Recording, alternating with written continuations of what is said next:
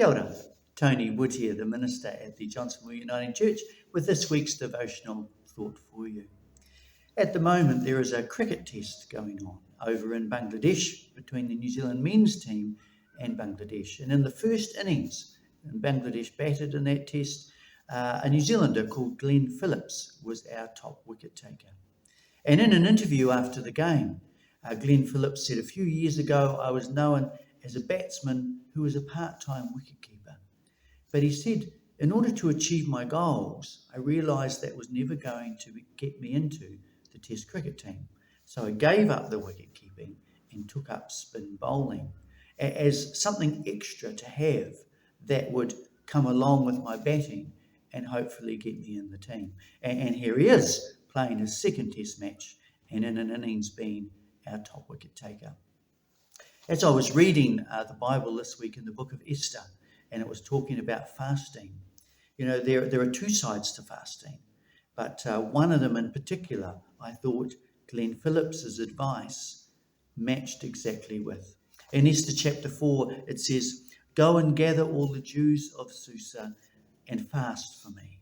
Do it for 3 days, and myself and my maids, we will do the same, and then I will go to the king." The first side of fasting, and the one that people most think about, is the giving of something up. Except I did hear a minister say one time, if what you're doing in fasting is giving up a meal or giving up a particular item of food, and you're not replacing it with anything, then all you are doing is dieting. Because it's what you replace, what you give up, that gives fasting its importance. In the time that you're giving up a coffee or your dessert or some item of food, in that place you need to put some form of spiritual discipline. A prayer time by yourself or with other people, reading a devotional, or just changing that time to when you read your Bible and spending more time doing that. Because it's what you put in that moves you closer to your goal, which is to be nearer to God. That's the first side of fasting.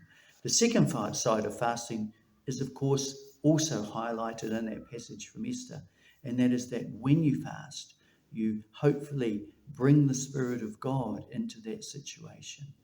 And as we know, when the Spirit of God comes into something, then all things are possible. God bless you and have a great weekend.